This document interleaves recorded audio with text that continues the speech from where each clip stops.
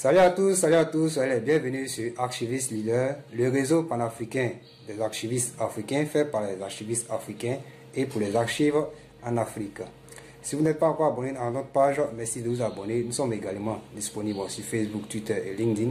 Et partagez maximum nos publications afin de donner la chance à d'autres archivistes sur le continent de découvrir aussi des expériences de toutes les contrées de l'Afrique. Soyez les bienvenus aussi à notre troisième numéro de jeudi coaching emploi. Dans les épisodes précédents, nous avons décrit le CV sur tout son ensemble. Nous avons aussi étalé les erreurs à éviter. Pour ce jour, nous allons aborder le thème de ce qu'il faut faire sur votre CV. Mais comprenez que ce qu'il faut faire sur votre CV sera sur deux aspects clés, c'est-à-dire la forme et le fond. Aujourd'hui, nous toucherons ce qu'il faut faire sur votre CV dans la forme. Avant toute chose, il faudrait que vous reteniez que la rédaction d'un CV se fait sous plusieurs colonnes, sous plusieurs angles.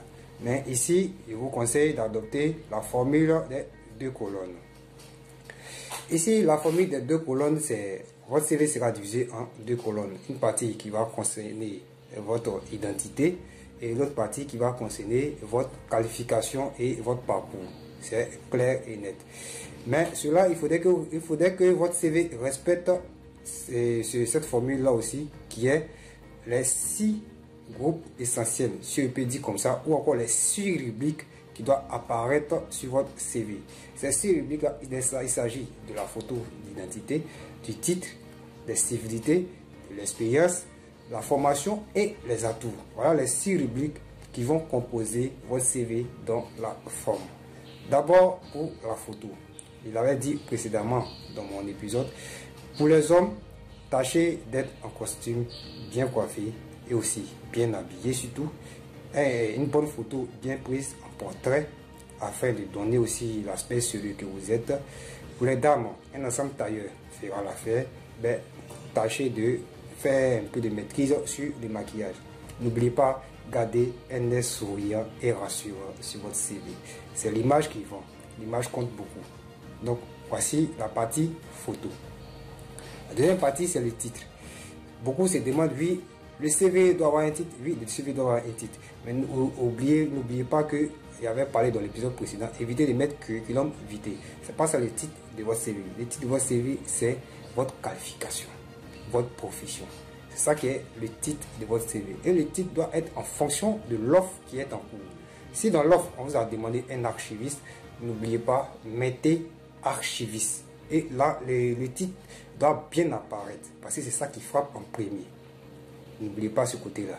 Nous passons en troisième partie qui est consacrée aux civilités. Aux civilités, en fait, c'est vous.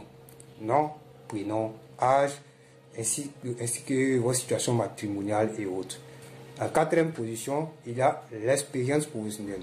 Ici, je vais expliquer aussi. Il y a deux types de formalités. Il y a l'expérience professionnelle d'abord, c'est-à-dire le résumé en chiffres de toute votre expérience professionnelle. C'est-à-dire si vous avez 10 ans d'expérience professionnelle, mentionnez ça sous le titre archiviste. N'oubliez pas ça. C'est-à-dire vous êtes archiviste.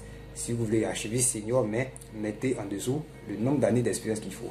Ensuite, il y a la rubrique qui est consacrée au détail de votre parcours professionnel. Après ça, il y a la formation. La formation, c'est cette rubrique-là qui recense tout votre parcours scolaire et académique. C'est là-bas vous allez étaler un peu votre diplôme, vos certifications, vos apprentissages, tout ceci, c'est la formation. Après, en dernière position, c'est les atouts. Les atouts, c'est ce que vous avez qui peuvent intéresser aux recruteurs. Le permis de conduire, les certificats en d'autres choses, comme on dit. Si vous êtes véhiculé aussi, ça paraît très important. Voici un peu en résumé, en forme, les 6 rubriques qui doivent apparaître sur votre CV. On revient encore sur ces 6 rubriques-là. Un petit détail pour que vous compreniez. Les 6 rubriques doivent être divisées, doivent être réparties sur les 2 colonnes. La première colonne, ça concerne votre civilité. Vous pouvez la mettre à gauche comme à droite de votre CV, c'est-à-dire ça prend votre photo suivie de votre civilité, et ainsi de suite avec les atouts. La deuxième partie, ça prend votre titre en dessous, le résumé en chiffres de votre expérience professionnelle. Ensuite, votre expérience professionnelle bien détaillé, suivi de votre formation bien détaillée. Et après, vous n'aurez qu'à imaginer, c'est certifié, c'est comme vous pouvez le dire. Vous voyez, en résumé, voici un peu en forme comment doit être agencé les informations sur votre CV. Évitez de rendre votre CV superflu.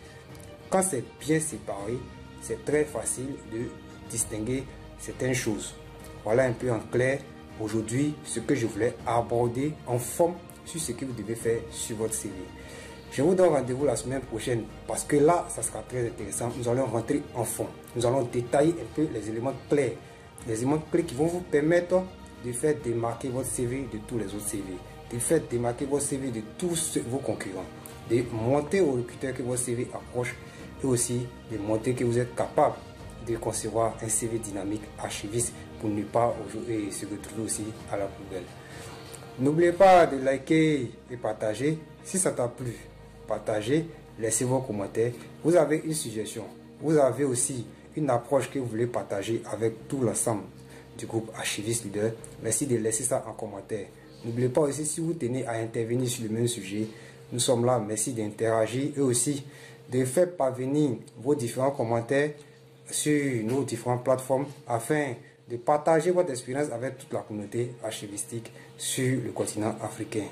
Merci et à très bientôt pour un nouveau numéro de Jeudi Coaching Emploi sur Archiviste Leader. Bye.